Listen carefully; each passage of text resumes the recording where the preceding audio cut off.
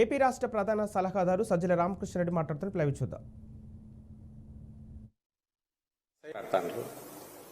వీళ్ళను అంటే చెత్తబుట్టలో ఉన్నారు, మురిగుంటలో ఉండేవాళ్ళు ఎట్లా బిహేవ్ చేయాలి, సెప్టిక్ ట్యాంక్లో ఉన్న వాళ్ళు ఉండే క్రిములు ఎట్లా బిహేవ్ చేస్తాయో ఈ ఈ ఈ ఈ చిన్న ముఠ చంద్రబాబు అనుకో వీళ్ళందరూ కూడా అట్లే బిహేవ్ చేస్తున్నారు. అది ఇంకోసారి వ్యక్తం చేస్తూనే ఉన్నారు. ఇంతగా చెప్తున్నా వాళ్ళకి ఎక్కట్లా. సరే, ఈరోజు రామోజీరావే 4 నెలల క్రితం దీన్ని గుర్తించినాడు, ఇది మంచిది అని చెప్పి పొగిడినాడు. ఆయన దాంట్లోనే అది వచ్చింది. ఈ విషయం చూసైనా కొంచెం బుద్ధి తెచ్చుకోమని అట్లీస్ట్ ఆయన పవన్ కళ్యాణ్ చెప్తున్నా. ఎందుకంటే ఈయన పెట్టింది ఆయన కక్కుతుంటాడు కాబట్టి, ఎవరు మన చంద్రబాబు నాయుడు ఏది పెడితే దాన్నే కక్కుతుంటాడు కాబట్టి కొంచెం దాన్ని చూసైనా ఆయనను అర్థం చేసుకోవాల్సిందిగా. ఇంకా అలాగే ల్యాండ్ టైటిలింగ్ యాక్ట్ ఇంకా రామోజీరావుకు నాకు నిన్న గుర్తు రాలే. ఆయనది పెద్దది, అన్నిటికంటే పెద్దది పాపం ఆడుంది. అది మన స్టేట్ కాదనుకో, అదేది మన రామోజీ ఫిల్మ్ సిటీ ఇప్పుడు తెలంగాణలో ఉంది. దాంట్లో కనుక పోయి చూస్తే భూములకు సంబంధించి అక్రమాలు ఎన్ని రకాలు చేయొచ్చో, చట్టాల్లో ఉన్న లొసుగులు వాడుకొని ఏ రకంగా ఎంత చేయొచ్చో మొత్తం దాని అంతా మినీ స్కూల్ చిన్న సైజులో అక్కడ దొరుకుతుంది. అక్కడ ఎప్పుడు పెడతారో తెలియదు మరి, కానీ ఇక్కడ ఉంటే ఈ యాక్ట్ వస్తే మొత్తం దొరికేవాడు. తెలంగాణలో ఆయన తప్పించుకున్నాడు. అంటే ఎవరైతే అక్రమాలకు పాల్పడుతున్నారో, ఆక్రమణలకు పాల్పడుతున్నారో వాళ్లే ల్యాండ్ టైటిలింగ్ యాక్ట్ చూసి ఈరోజు భయపడుతున్నారు. దాన్ని ఒక ఇదిగా చూపించి టర్న్ చేసి ల్యాండ్ గ్రాబర్స్ను అరికట్టడానికి, వాళ్ళ ఆట కట్టించడానికి తయారైన యాక్ట్ను ల్యాండ్ గ్రాబింగ్ యాక్ట్గా పిలిచేంత బరితెగింపుకు ఈరోజు పోతున్నారు. ప్రజలు దీన్ని గమనించాల్సిందిగా కోరుతున్నాం.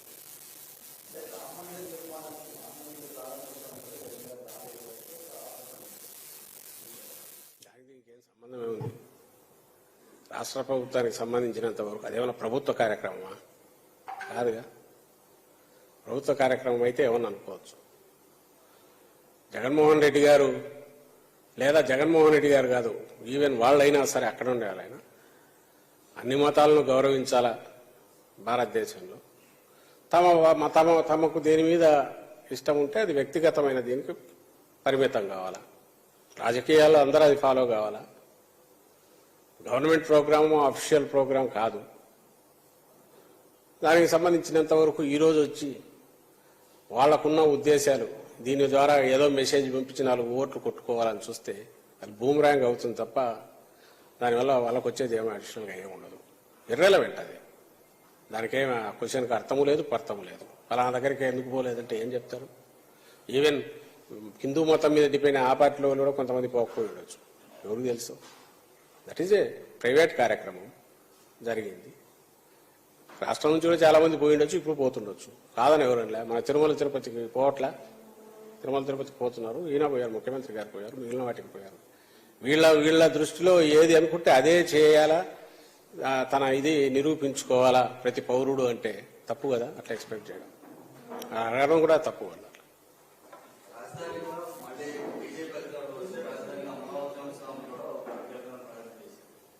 బహుశా ఎలాగో రామని తెలుసు కాబట్టి ఆయనకు ఏదో ముఖస్థుతి కోసం అంటున్నారేమో. వాళ్ళ స్టాండ్ ఏదైతే ఉంది, మాకు సంబంధించినంత వైఎస్ఆర్ కాంగ్రెస్ పార్టీకి ఇట్ ఈజ్ సెటిల్డ్ మ్యాటర్. నిజంగా బీజేపీకి అంత కోరిక ఉంటే చంద్రబాబు చెప్పినట్టు వాళ్ళు ఇమ్మీడియట్ 1,00,000 కోట్లు ఏదో ఇస్తామని అంటే అప్పుడు ఎవరైనా ఎక్కడైనా కట్టవచ్చు, అది పెద్ద సమస్య కాదు. అలాంటిది వాళ్ళంతా మొత్తం ఇచ్చింది అప్పుడు 1,500 కోట్లు నాకు గుర్తుంది. 1,500 కోట్లు ఎంత సెంటర్ నుంచి వచ్చింది రాజధాని కంటే. మరి ఆ అమరావతిలో ఆయన ఎప్పుడు పోయినట్లే అటువైపు కరకట్ట మీద ఒకసారి తీసుకెళ్తే తెలుస్తుంది. ఆ సింగిల్ రోడ్డు మీద పోతే ఎక్కడ ఓ రోడ్డు కూడా కనెక్టివిటీ లేని చోట ఈయన ఊహించిన అమరావతి రాజధాని ఎట్లా కడతాడో, ఎట్లా కట్టాలనుకుంటారో వాళ్ళకి అర్థమవుతుంది పోయి చూస్తే.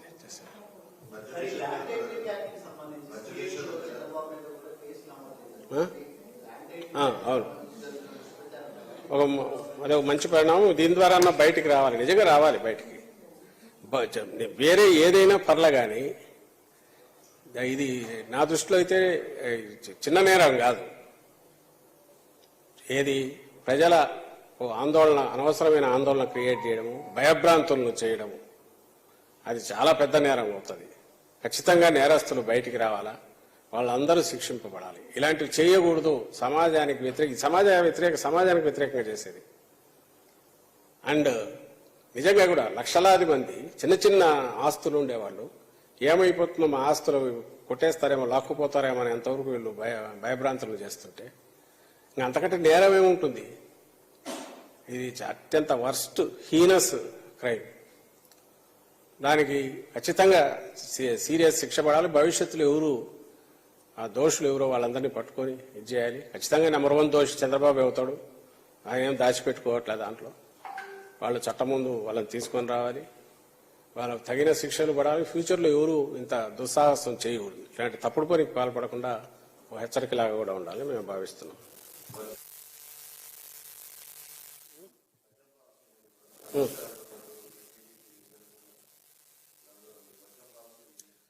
అసలు వాళ్ళ ఎక్స్ప్లెనేషన్ ఇవ్వాల్సి నిజంగా చెప్తున్నాను కదా. 2014లో పొత్తు పెట్టుకొని ఇద్దరు ఆ క్యాబినెట్లో వీళ్ళు ఈ క్యాబినెట్లో వాళ్ళు సంసారం కూడా కలిసి చేసిన తెలుగుదేశం పార్టీ భారతీయ జనతా పార్టీ ఇద్దరు కూడా వాళ్ళు ఒక సంజాయిషి they owe an explanation to the state of AP and people of AP.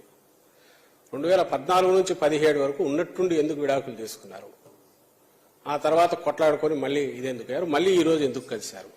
నేను ఫస్ట్ కూడా పొత్తు కుదిరినప్పుడు ఇదే ప్రశ్న వేశాం. ఆ రోజు 17లో ఎందుకు విడిపోయినారు, ఆ రోజు అవినీతి పరులైన వాళ్ళు ఈ రోజు కాకుండా ఎట్లా పోయారు, ఆ రోజు మోడీని బండబూతులు తిట్టిన చంద్రబాబు ఈ రోజు ఎట్లా పెట్టుకున్నాడు. సో వీటికి సంజాయిషి ఇవ్వకుండా మళ్ళీ ఏపీ ప్రజల దగ్గరికి వచ్చి అంతా బాగుంది అన్నట్టు ప్రొజెక్ట్ చేయాలని చూస్తే ఎట్లా. ఆ రోజు చెప్పలా. ఖచ్చితంగా పొత్తు పెట్టుకున్న వాళ్ళు విడిపోయినప్పుడు నిజమైన కరెక్ట్ కారణాలు ప్రజలకు అర్థమయ్యే రీతిలో చెప్పాలా. ఒక్కటి చెప్పలే. రావడం ఇటు పక్కకు జరిగిన నుంచి తిట్టుకోవడం మొదలు పెట్టారు. మళ్ళీ ఈరోజు అంతే క్యాజువల్ కలుస్తున్నారు. అంతకంటే ఘోరం ఏమైనా ఉంటుందా. రాజకీయాల్లో ఇది దిగజారినట్టే కదా. అక్కడికి కనీసం పబ్లిక్ చూస్తున్నారు. వీళ్ళకి మనం ఎక్స్ప్లెనేషన్ ఇవ్వాలా. ఈరోజు మళ్ళీ ఎందుకు కలిసామో చెప్పాలా. ఈయన మధ్యలో చంద్రబాబు నాయుడు 2018లో 17 తర్వాత పోయి కాంగ్రెస్ సంఖ ఎక్కాడు. ఆ రోజు అది చారిత్రక ఆవశ్యకత అన్నాడు. ఈరోజు ఇది చారిత్రక ఆవశ్యకత. అంటే ఏ రోజు నువ్వు ఎటు పెడితే అటు అది చారిత్రక ఆవశ్యకత అవుతుంది. నువ్వు మరుసటి రోజు తూనా బొడ్డు అంటే అది లేదు, పనికిమాల చెత్తలో పడినట్టు. జనం చెవుళ్ళు ఇంత పెద్ద ఫ్లవర్స్ పెడితే ఎట్లా వీళ్ళు.